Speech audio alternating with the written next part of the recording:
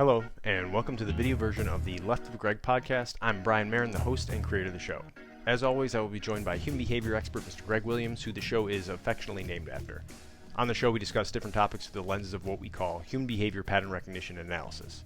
If you'd like to find out more about what that is, please check the links in the episode details and go to our website to learn more. Please don't forget to follow us on social media. The links are also in the episode details, and hit the like and subscribe button to help support our work. Thanks for tuning in, and we hope you enjoy the show. Thanks. And on that note, Greg, we'll go ahead Exactly. and get started. So, good morning. Good morning to you. Today, we're going to be talking about a topic that we haven't specifically discussed, even though we go over it in some form of it in most of the episodes. And finally, it took one of our listeners. Thank you for reaching out and saying, hey, you guys keep saying this and things go wrong. Why don't you just do an episode on it? And I slapped my forehead and I said, yeah, that's right. That's a great idea. So today is a discussion about the classic what if game. And what I mean by the what if game is, this is good. I know the military and sometimes law enforcement call it like tactical decision games of, I'm going to give you a scenario, Greg, or in this situation and say, what if this occurred?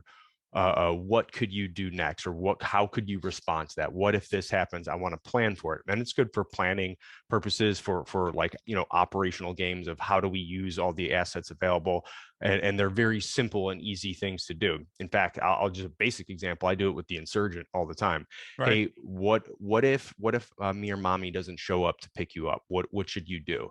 And so it primes her, right, to start thinking, okay, and then I can give her examples of things that she can do and then quiz her later on that. Very simple. Hey, what if the coach isn't there at practice? What should you do?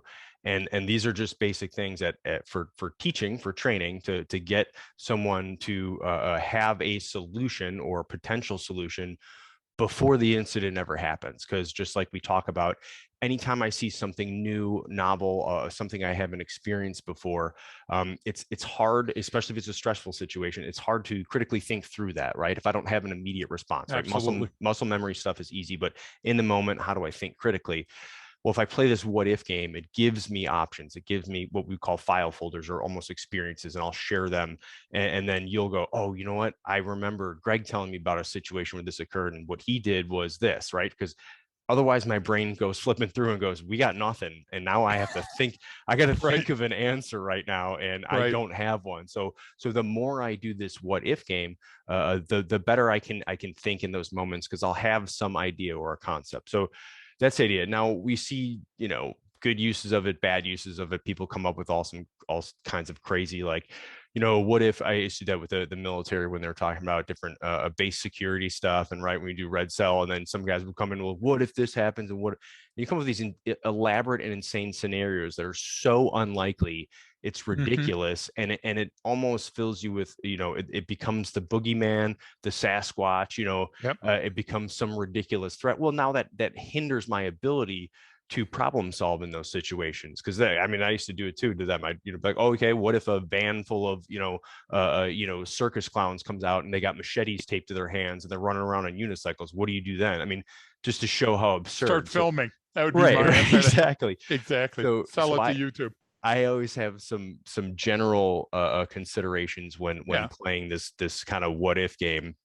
And these scenarios that I come up with that I'm talking about, whether that's in a training scenario or just sitting around talking about it, right, is they need to be realistic, they need to be logical, and they need to be based on likely events that you may encounter or that may occur given the context of it. And then the solutions that you want, the answers to these kind of what if games, should be something that's, it used your basic fundamentals, your basic tactics and procedures that are simple and available to you at the time, right? So meaning I don't want to have to come in, well, if that occurs, then I'm going to have to get in all these resources. Then I'm going to call the FBI hostage rescue team. It's like, okay, hang on. Like it's whatever it is has to be simple and usable, because if it becomes this elaborate thing, then it's unlikely for me to remember that. So if I'm in that training scenario, it's going to be hard to think through that.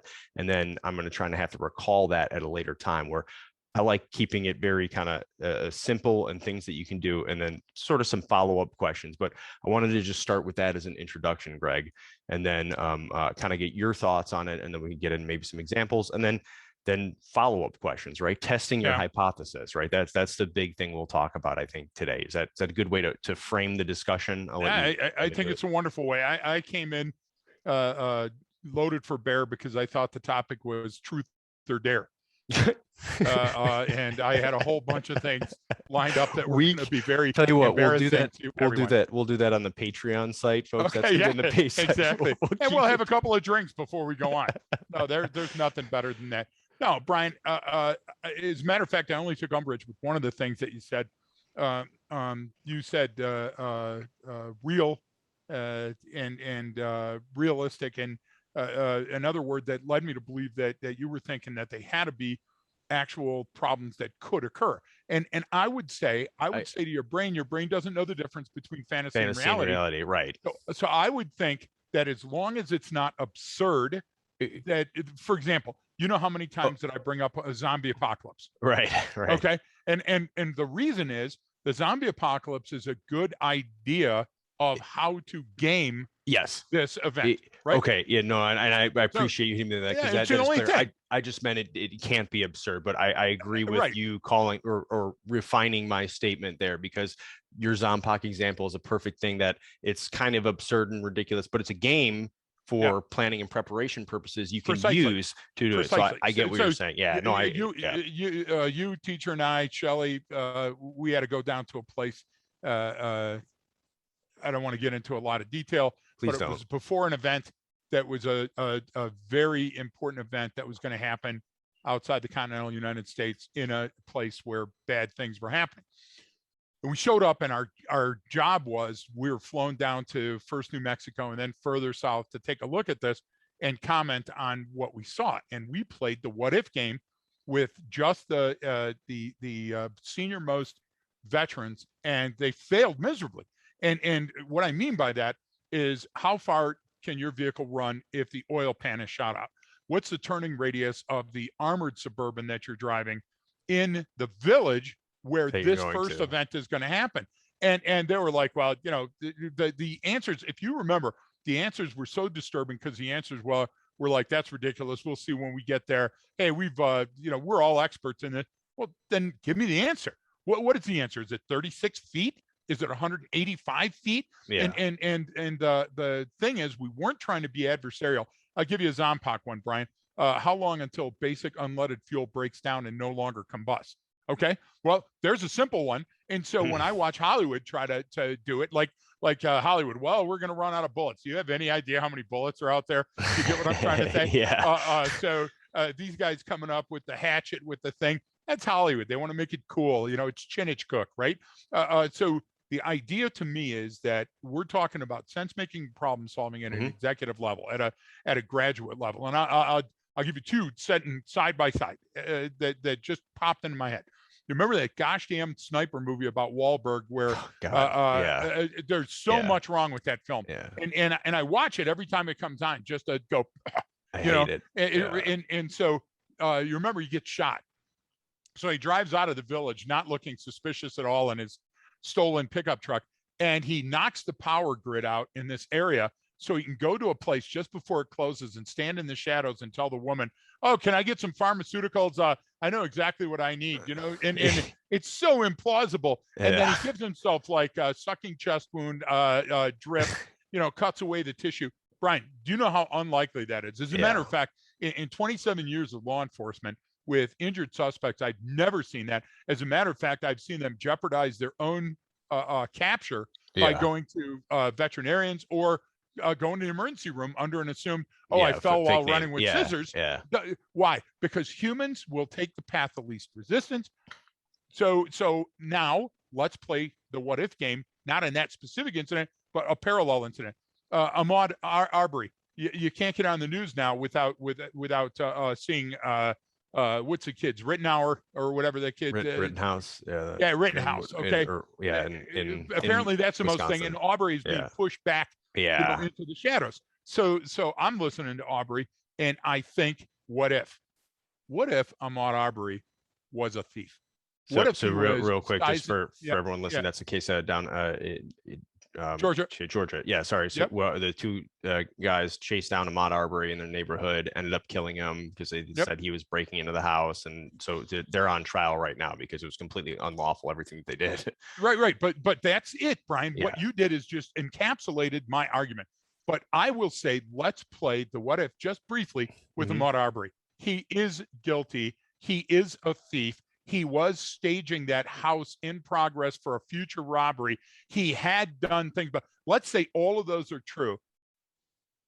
I saw the shotgun blast wounds, okay, yesterday that they were putting in evidence when they were talking about the close contact shotgun wounds. And the expert was saying, hey, these could have been from Ahmaud trying to push the shotgun away or from trying to take the shotgun. Either way, what we heard the defense say is that here were these guys that were trained and they were doing their job, and it was, compelling evidence that they had to step in. No, it wasn't. It was street justice. And in that case, the what if game was, even though Ahmaud Arbery was guilty, if he was, and was running from the scene, the level of force was not commensurate with the crime. And you don't have the right to do that. You don't have you have the right to tell a person citizen's arrest, Barney Fife. You also have the right to attempt to detain them if it were a felony committed in your presence and the suspect wouldn't be identifiable. And maybe he's running to a schoolhouse or a church that's just letting out and he's armed. But listen, you have to pile all those things on it. So I go back to Zompok. How long does unleaded last? Okay. What are the foods that you're most likely to get? Do you understand how to make fire or purify water? So the what if game for me has to be a series of logical questions that are passed around the room. Yeah. And the other people have to answer them with a degree of either scientific, logical, or legal certainty. You see what I'm trying to say? I mean, I would play that game then. I would, because the way I've seen it played, I agree with you, where there's some NCO when you were a rook.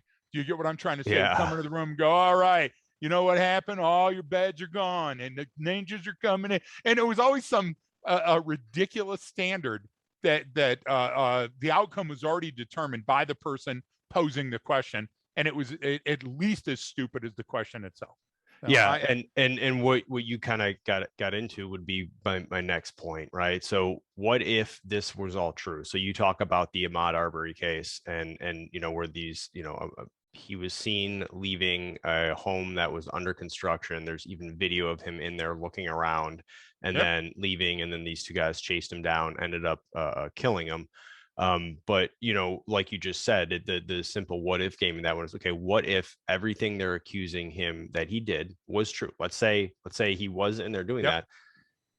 What now? What were their actions justified? Well, no, it didn't matter if what he did in there, right at that point. Well, it doesn't matter if what they thought he did actually happened. Their actions were untrue. So that's a good example of the what if game. And what you're talking about too is when you said you're playing this game and you're having these questions of this what if this occurs is hypothesis testing. Okay, well if this happens, what will I see next? What should I see next? What other artifacts and evidence? Because what I see a lot happening at kind of a tactical and operational level is someone saying, all right, you have this person, we pulled over, and what if they choose to run? What if they choose to flee in the vehicle or on foot? Okay, if that's the question, what if this occurs? Well, what should I first of all, what would I see? Meaning what would actually have to occur for that to happen, right? If this person is going to flee from me, how are they going to demonstrate their intent, whether it's in a vehicle or on foot?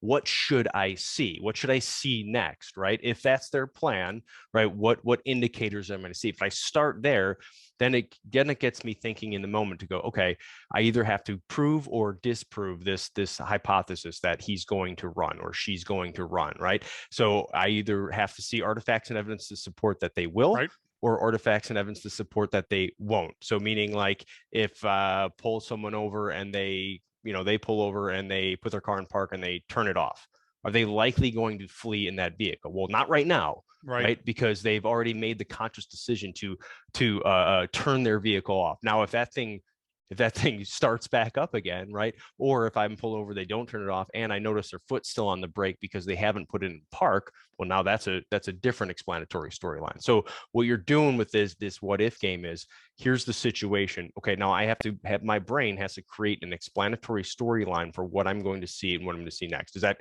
kind of make sense on how to do that real time? Yeah, it makes a lot of sense. I will give you an example. I always like talking about when I skinned my knees, when I fell down, because that's the greatest learning experience in my life. And I put those, I stitch those into the future stories every time that we go and train people. And they look back and they go, wow, if he can screw up, I can, and I don't have to screw up to learn from the event, right? So that's a part of the what if. So every human being that encounters a SWAT member or a Green Beret or any type of tip of the spear person thinks that that person is excellent in every respect, no matter what they do. Good point. So they'll hand you a bow and arrow, a compound bow, and say, hey, do me a favor, print a group at, 100 yards with that thing. And it's like, dude, I have no idea about arrows and fletchings and strings and stuff. So I'll try. I mean, I have discipline. I can figure it out mathematically, right? So the point is that I got out of the military and I'm in police work. And all of a sudden they say 8 and Shane. I hear the roll call all the time. And they say, oh man, they're just stealing cars and robbing places and everything else. So I said, okay, I'll play the what if game. What if we put a hunting stand there, and we stood in the hunting stand, camouflage, and watched for a while? What would we find out? So I enlisted the aid of Lutzinger and Pavlik, a couple of guys that we worked out martial arts with, and we found a place that allowed us to go up on the roof with a ladder, right? And one of them was on one roof and one was over at the Cinnamon City. And I literally took the newspaper and cut a big rectangle out so I could sit in the parking lot and look through it, knowing full well I know human behavior. People look, they see what they want to see, close enough. So the very first Chevy Caprice Classic to get ripped out of the lot went like the telephone game. And they go, okay, Reem, it's coming your way. It's going to be out the exit, lone, male in the driver's side, this and that and the other. So I pull out of the lot following it, and I hit the red and blues. So all of a sudden, the vehicle's pulling away from me, and I see the big puff of smoke, that sort of surreal blue smoke that comes out of the exhaust system when somebody stands on it and the carbon's burning out. And I go, well, this is unusual. I look around. I make sure that my red and blues are. I'm going, whoop, whoop, hitting my siren. I had never had a vehicle flee from me. I mean, I had a ton of experiences. I knew all kind of different things that were going to happen, but I had never seen a stolen vehicle actually pull away and the guy's kicking it. And so I started anticipating what the person was going to do next. And I was way behind the OODA loop because they were in charge of my time distance gap. Right. So I took my Caprice Classic, which was an equally matched vehicle at that time. Do you get what I'm saying? All this talk about police, this, that, and the other, really look into what that means, right? Yeah. And so I'm flying up, and 8 miles huge, and there's 4 lanes going and coming, then a turn lane on either side, then immediate, and another 4 lanes with turning. And so I'm going way too fast for conditions. I try to oversteer, and I put it up on one of those huge 2-post signs with the green thing in Michigan that says, westbound 8 mile, eastbound, and all that other stuff. And I'm out of the game. Okay. My first shot at the title. I do all the information. I do all the intelligence. I plan everybody's position out perfectly. And then, you know what failed? I didn't have the training commensurate with the skill that I needed to follow this vehicle. And I learned a valuable lesson that day. You know what? With all the stuff that I did, I never was taught to push a scout car to its limits. And this guy did what? All he wanted to do is what? Get away. So he had no fear, no risk, no, management. Like, it was a stolen car. It wasn't even his car. So he didn't give a damn. So he pressed the skinny one on the right and, see where it takes him. And so thank God he got subsequently caught. And I was very embarrassed because I did minimal damage to the vehicle, but I had to get it pulled off that huge sign and go back in. And so I chose to dwell, Brian, on the fact that we caught a felon that was in charge of stealing cars, right? Rather than the fact that I boloed because I didn't anticipate what if this guy flees? What if he makes a sudden juke southbound, on 8 Mile? Okay, listen, this is not unlike the PACE plan. You're supposed to think things out and have logical. Look, we planned everything up until the X. And then when we were on the bubble, I failed. I failed the team. So it's hard to talk about those things. Yeah, I don't care if it's 40 years old. It's hard to go up and say that, you, the legend on the street, boloed your first time out. But it's important to do that because that's why we're having this discussion. You can be experienced in every walk of life, and you walk into that domestic violence situation, or you walk into that 7-Eleven, Brian, and something's different. That's where the what if game is I think most potent, where it provides the best feedback and training. No, I agree. And I know using our own examples is always good, and thinking through it like that, because, those follow-up questions that I was talking about is, how did it get here? How did this happen? Right? How did it lead to this? What were all of the contributing factors? So you can go back and do the what if game on your own experiences, right? So I can look back and say, well, what if I had taken that left instead of that right? What would have occurred? Or how did this situation get here? What were those contributing factors? And then you just spelled out in your specific example right there, like, well, wow, I didn't really plan on him, taking off like this, which, again, you'd think well, that's a simple thing, right? You're always thinking that, like, well, no, I wasn't at the time, right? Nope. And then same thing with, we had him. You know what I'm saying? Tag, you're it. That's what I mean. It's the contingency planning. Now, it's easier, I would say. Well, it's easier to do contingency planning and play that what if game prior to a specific operation like that, right? I mean, where you're going to do that. Hey, we have to plan this operation out. This is where we're going. This is what we're doing. This is who we're talking to. These are all the units we have, all that stuff, right? And then you could sit there and do the what if game and play that out. But it's often harder, like, in that moment now, because, like you said, just fast forward to you sitting there like, well, shit, I haven't seen this before. It's harder in that moment. So playing continuous the what if game is good. And that's why I always kept it to in that moment, keep it to something simple. What are the solutions to this problem that I can have? And what will I see next, and how did this happen? So if I had to run down all of these things when I'm playing that what if game in my head, it's simple hypothesis testing, right? If this is what I think is going to occur, what should I see next? And that kind of allows me in that real time to play that what if game. Because I mean, your story right there takes me back to now. I have like 3 or 4 that popped in my head that I'm going, which one should I tell? Because I don't want to get anyone else in trouble, or is there a statute of limitations or something? I mean, little stuff like that. I mean, even something as simple as it was immediately reminded of using the wrong 203 round, what was supposed to be a green star cluster for signal, and someone used what was a high explosive dual purpose round. Well, let's just say that no comm procedure, that unit that lost comms, they got on the radio real quick. But things like that. So yeah, and I want to make sure that we call it out. Look, we were newly minted right out of the academy. We wanted to make a name for ourselves. Right. We didn't go to the DB. We didn't go to the experienced vets and say, hey, this is what we're planning. So guess what? There was a hole in our bucket.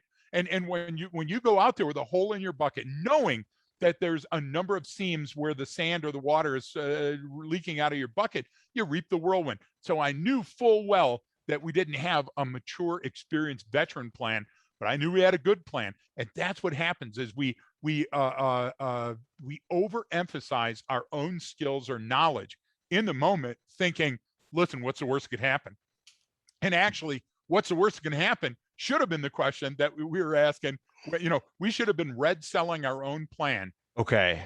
Yeah. Before we went in. And it never happened because we were all patting ourselves on the back. Hey, you got a ladder? Yeah, get up on the roof. I got my newspaper. We were so in the moment, Brian, that we couldn't project likely explanatory storylines that would go wrong. So the key is that not just this is the way that we plan, and this is what should come out. And there's probably 3 little scenarios here that might occur.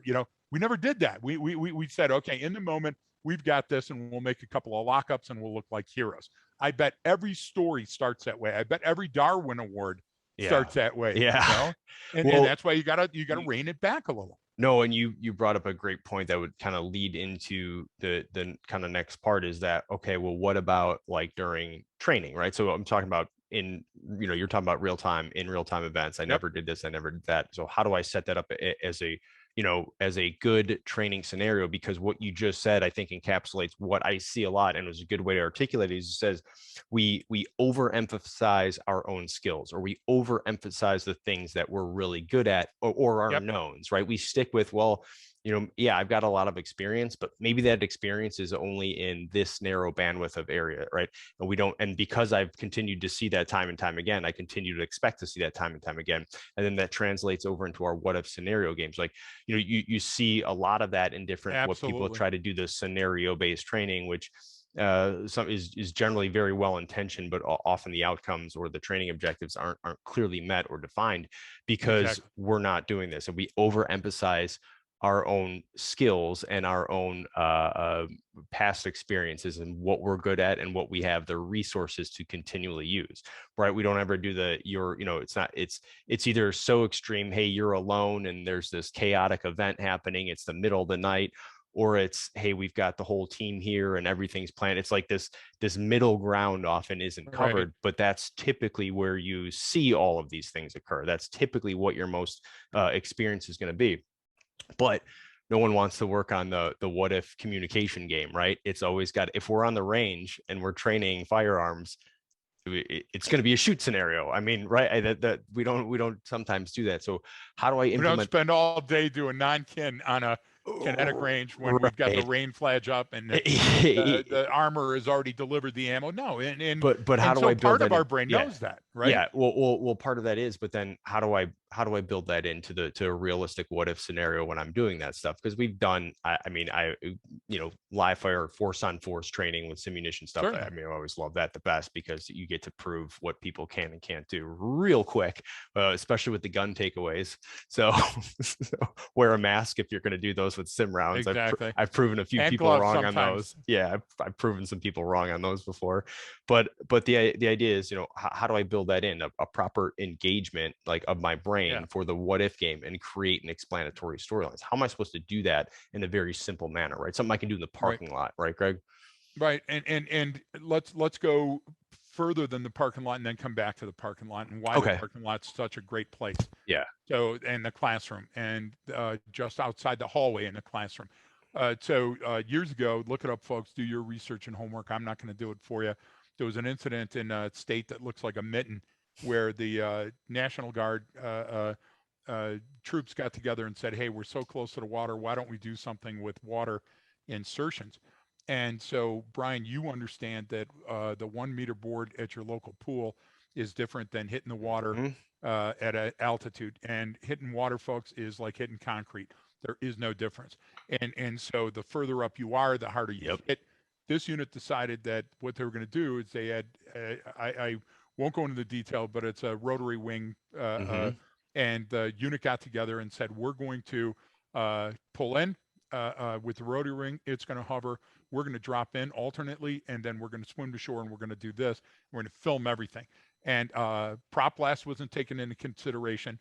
The difference between 5 meters and 10 meters above what you are trained to do with the prop blast and with waves and everything else combined, that it was a horrific situation.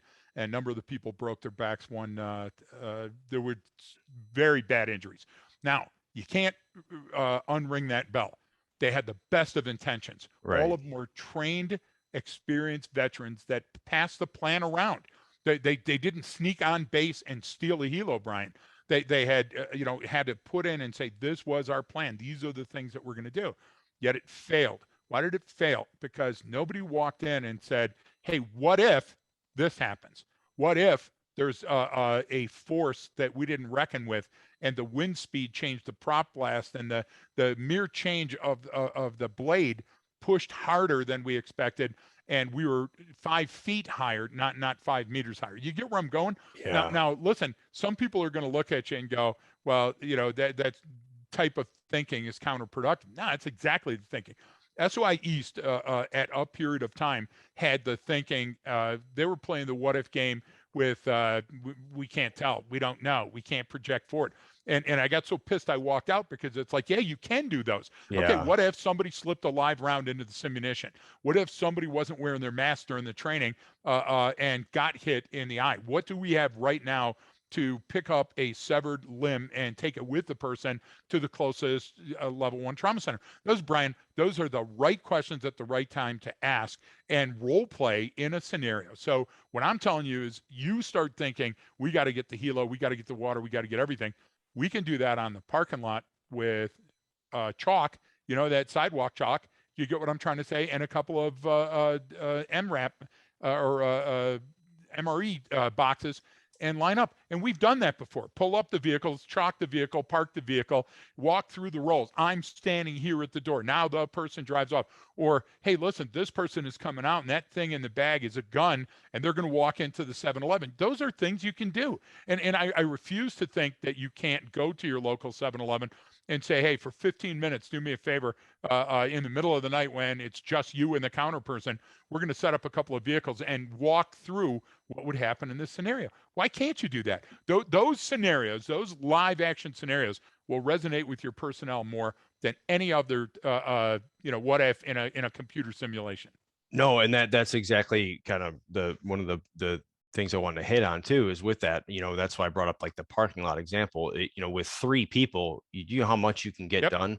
So if I'm walking you through a scenario, Greg, I can prime you for that. All right, well, here, what should we do if this person does this when you contact them? Give me some ideas, and then you can talk it through.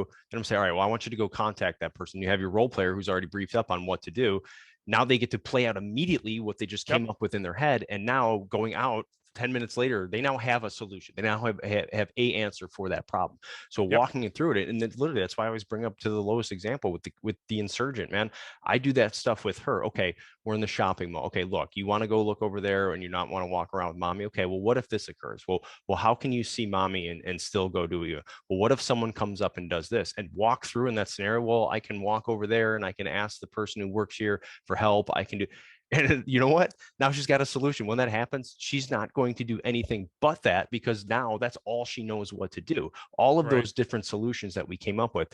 And I think, like you just said, it doesn't have to be overly complex. Those little discussions with just a few people and maybe a vehicle, maybe a place that you have to go to, you can set up what you want the outcomes to be. And now that person literally leaving that freaking parking lot that morning now has 3 solutions to a problem that they didn't have before. You get what I'm saying?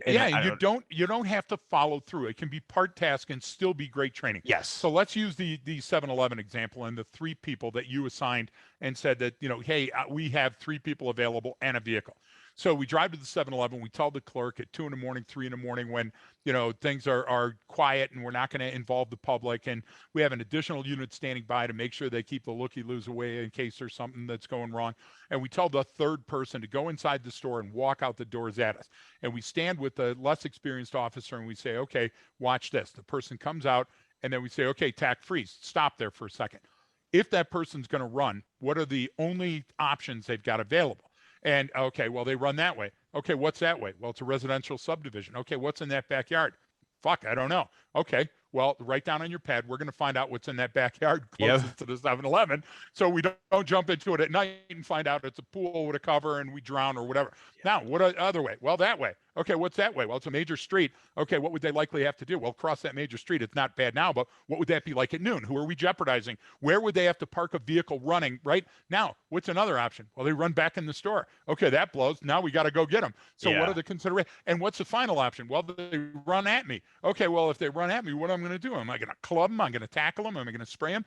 That 5 minutes that you spend standing there with that other officer in position, do you get what I'm trying to say? Just feeling it in the moment at 2 a.m, incredible cognitive training. Yeah, and then how right much there that too. cost? No, and it takes 5 minutes, and then you go to, okay, you've got someone who's really got it and they're on it. Okay, well, what's then the next step is, well, which one of those outcomes is best for everyone involved? I'd rather have him run out including this the suspect, way. including Southland Corporation. I'd rather have him run out. Okay, can you manipulate the scene right now to force the best outcome? Oh, okay. So I know maybe standing over here when I come up, or pulling up from this direction, or placing myself here is going to force that person to run that way, which is better for us and the safety of everyone involved, because they're not running out in the middle of traffic where it's, cars screaming by and now someone's going to get hit. And you know what? They're going into this neighborhood, but actually that neighborhood in the middle of the night might be easier because it's lit up, or during the day it's better to go this way. And I think those simple ones are what creates those file folders, right? I totally agree. So now we protract that out and we say, okay, where would the getaway car likely have to be parked if they ran through the subdivision? What about if they ran across the street? Okay, where's the closest on-ramp to a freeway, or would they subcut? Where would a person get lost if they were unfamiliar with the area? And what would the risk to the safety be if they did pull into that subdivision? I mean, these are games that you can say, okay, we're going to do this one, then let's go to lunch and circle back and have Tom park his car across the street idling and facing a different way. Well, what do we think he's going to do? Well, could we call inside? What would we ask the clerk inside?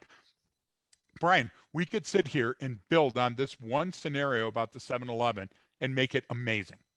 Yeah, no, and that's even protracted out on, remember, this was also down in, I forget what city, but near the border, and I forget what state, but one of them that borders, and it was, okay, well, typically they do this, and they have a guy come in and he just parks in a parking lot, and then they take it up to this direction. It's like, okay, well, so it could be anywhere, it could be any one of these, you know. Yeah, they typically do it in the Walmart and Home Depot, but they didn't on this one. And it was like, well, it can only be so many, because if they have to come in from here and they're going this direction, they're going to pick the simplest one. So I only need to put a unit at this Home Depot and this Walmart and this right here. Exactly. And I have them all covered. And sure enough, the guy's going to walk right in, and that's going to be the location that they have to use.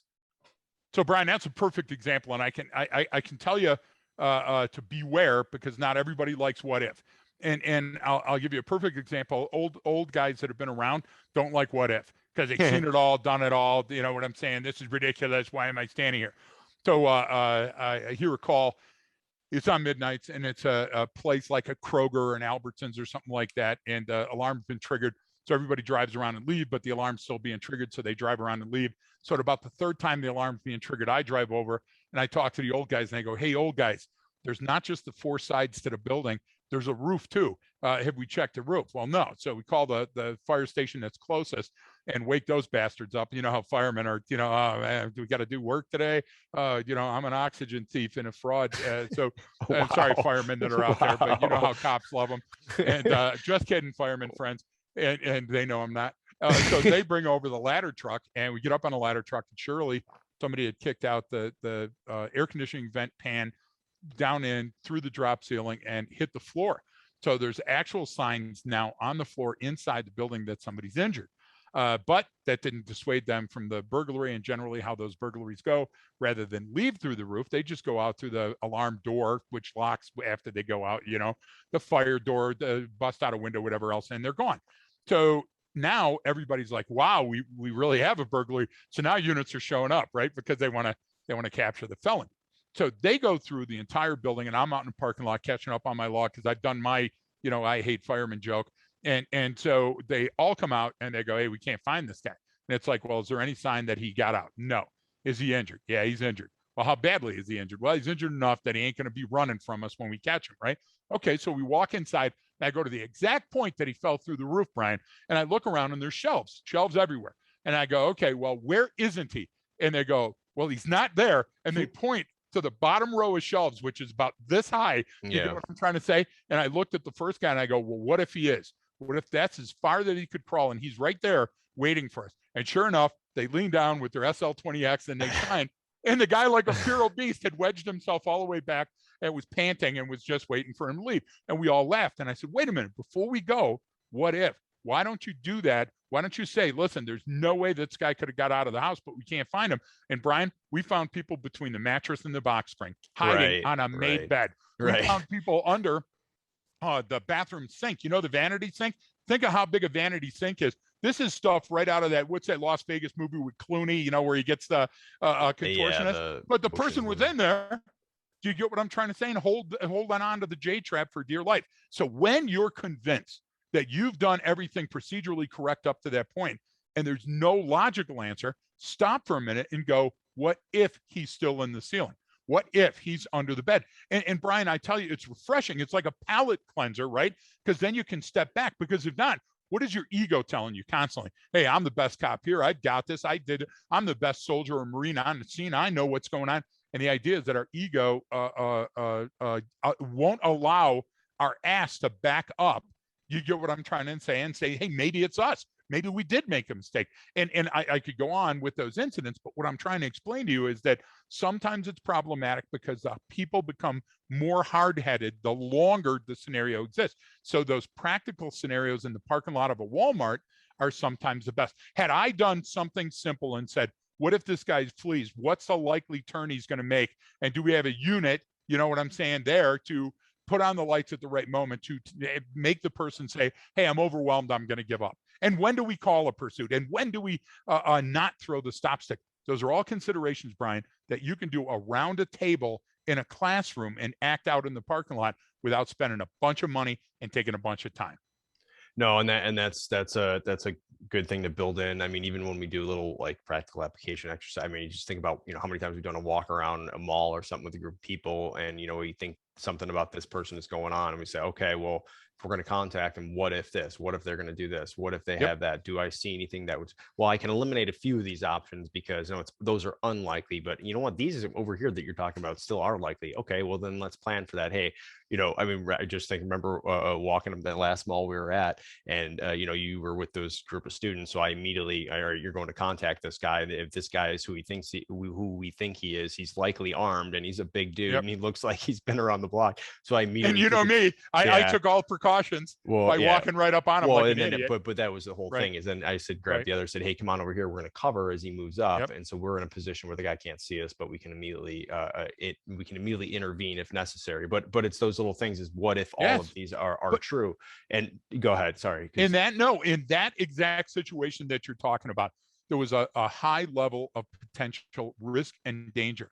I mitigated the risk because I'd operated with you so many times. I already knew that you were on the move. The second thing was there was a time element. I thought the guy was going to split. So I tried to intervene before his likely exit. There was a set of escalators that were going away, and there was the parking lot. And so I tried to get between him and those likely things.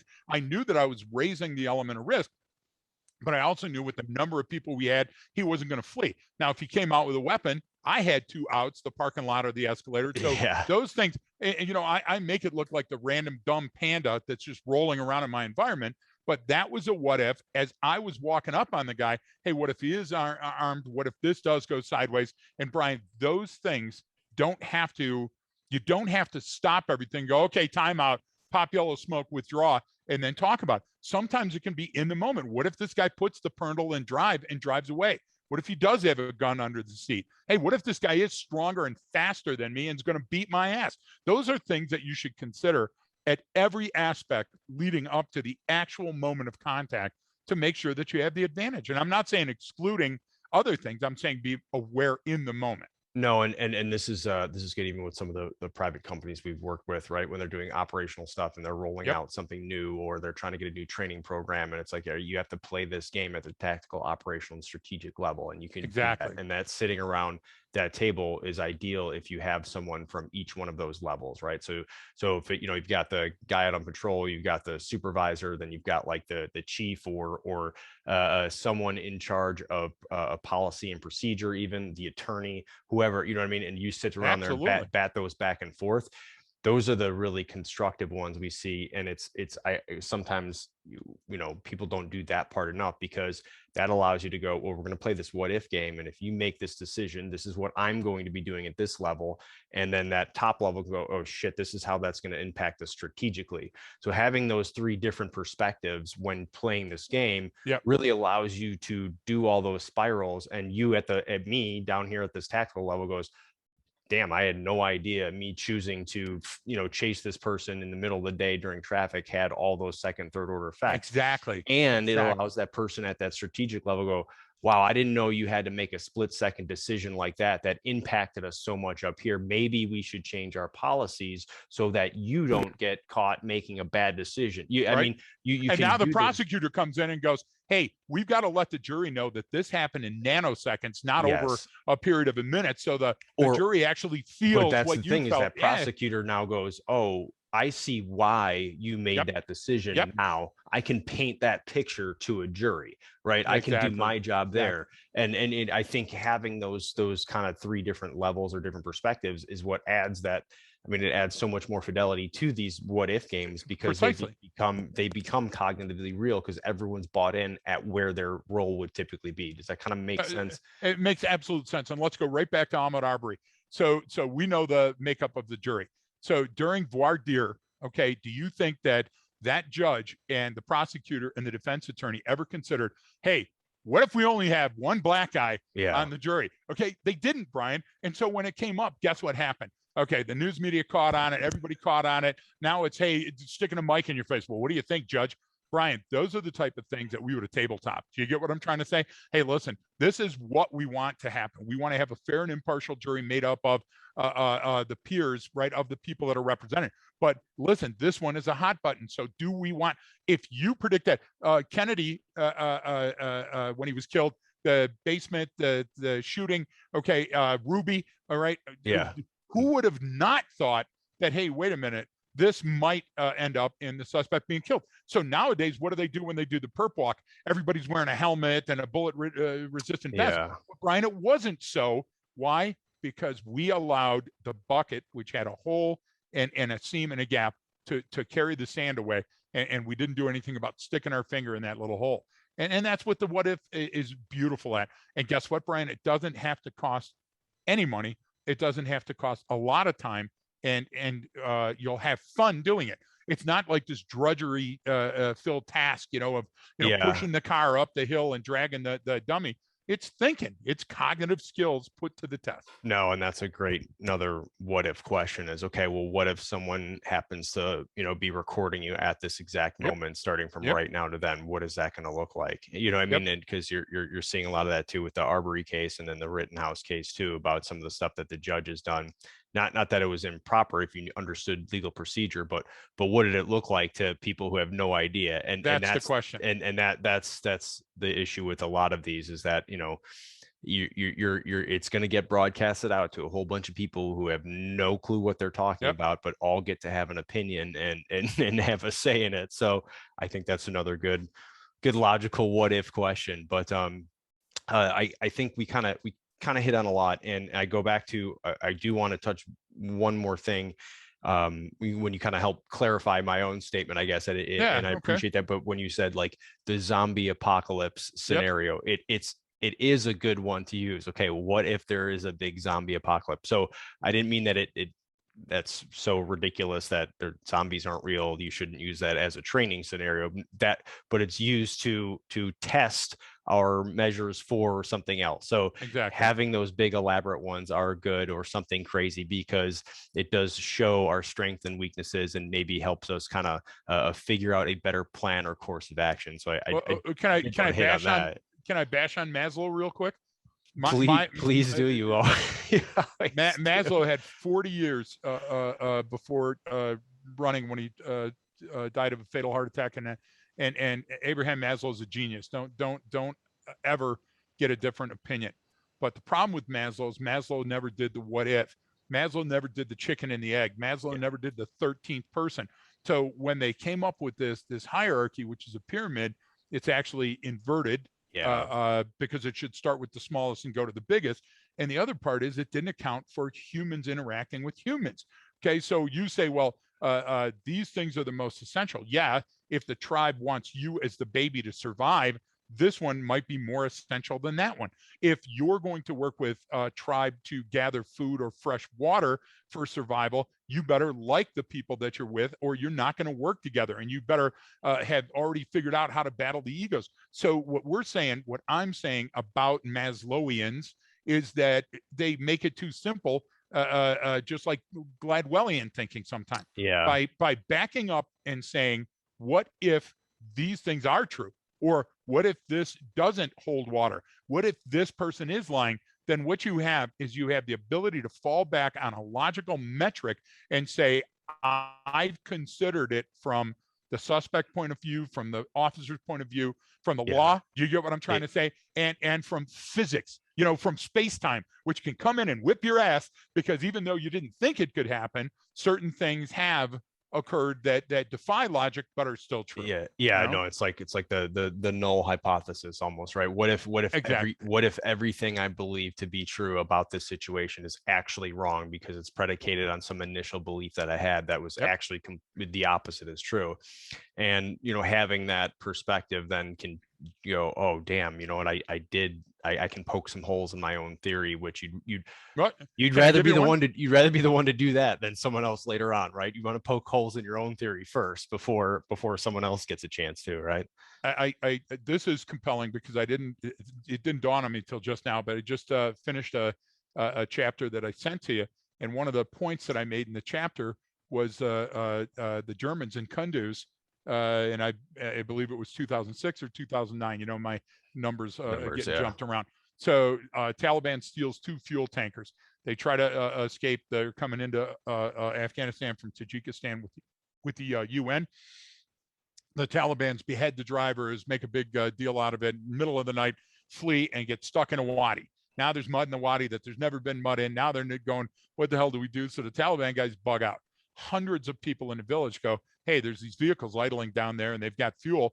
They take everything from kettles to pans to whatever else to get this fuel because they're poor and it's free. Yeah. You would do the same thing. Yep. I would do the same thing, Brian. I would be there with a baking dish. Germans are in charge of this area, Kunduz, with the coalition forces. American B1B comes over and says, hey, this is what I see on the ground. This is how many people. Germans call their confidential informant on the ground. He goes, yeah, Taliban all over the place, a lot of weapons, weapons free. They hit it with 2 Strike Eagles, drop a couple of 100 pounds of ordnance and kill at least, from what we know, 100 people on the ground that are civilians. How does that happen, Brian? Nobody played the what if game. Now, right now, somebody in Germany is going, good, and they're waving their fist at the radio or the TV or the computer, but that's how it happened. We listened to somebody on the ground and nobody took that 1 minute and said, what if he's wrong? What if he's looking at the wrong intersection? What if they're all civilians? What if we wait 4 hours till first light and get a better look on this? Or does that impact, right? Do you see what I'm trying to say? And Brian, we've both made mistakes at the strategic, operational and tactical level. Thank God they didn't cause another person's life or loss of life or death, but they easily could have. They could have. And so that's why we're so serious about a topic like this. And that's why I would also say 2 things real quickly. One, thank you, because the people that write in and give us ideas and thank us for an episode, please don't stop doing it. And the second thing is, Brian, we could do whatever what ifs they proposed easily, on Patreon. You and I could sit across, have a cup of coffee, and go through 3 or 5 that they brought up. Specific ones that people want us to cover on something they have ongoing or something they've seen, we can absolutely do that. But make it something like this. Yes. This German one, Brian, this had real consequences. No, and that's another one when I kind of brought it up earlier about when you're doing an after action review or looking back, even when things went well, doing what if this hadn't happened? What, because you and I both have had plenty of situations where okay, everything turned out okay, but it could have very, very easily gone horribly wrong. We were so lucky with that one aspect, right? You never want to rely on luck, right? So I think that's an important thing too. And I know I told that story on the guy that I almost shot, who was celebrating the Iraqi soccer team's win, and because I did the what if. Well, wait a minute. What if this is not some guy who's about to be, what else is going on here? And I could realize, like, holy shit, this guy's just out doing celebratory gunfire. I could have just killed the governor's, nephew or something like that and created an international incident. So exactly. I think that's another one. How many Afghan stories do we have where we were sitting in a modified Jirga or Shura, and all of a sudden the things started going sideways, and we were convinced it was one thing, but then we found out, wait a minute, something completely different, and everything's fine. And you walk out of there with your life and your head intact, and you go, I'll never make that mistake again. So you add that to this bucket, right? And so we're walking around with this bucket of, hey, don't let that happen again. And again, remember to imagine your bucket has holes. And some of the holes are fine because you're still going to get most of the water or most of the sand or most of the whatever that you're carrying in the bucket. But over time, if you don't address those, Brian, they become bigger and they become more compelling or dangerous, or so this game, and the person that wrote in, this game is a great way to increase your odds of success over the long term. Yeah. Okay. I think we kind of covered a lot on that one. And again, if anyone's listening, you want us to hit up a specific one, just reach out, leftofgreg@gmail.com, or and you can get a hold of us and we'll cover something and do it just for you guys, or just on the Patreon site, which we have more, and we've got some interview stuff on there as well from us and folks that are listeners. So if you are listening, you can check it out. It's only a few bucks a month, and then it helps support the show. And again, if you have any ideas or things you want us to cover, we go to those first for those folks who are signed up there. So we do appreciate it. And thanks everyone else for tuning in. Any last words, Greg? No. When are we going to do that episode on Truth or Dare? we can, so let's maybe just after Thanksgiving. Over the holidays is perfect. Yeah. You'll have a bottle of bourbon, I'll have a bottle of bourbon, and we'll play. Exactly. We do it on Zoom, naked Zoom. I think we would be the ones having to pay people to watch that, not the other way around. That's true. So on that note, thanks everyone for tuning in. Don't forget that training changes behavior.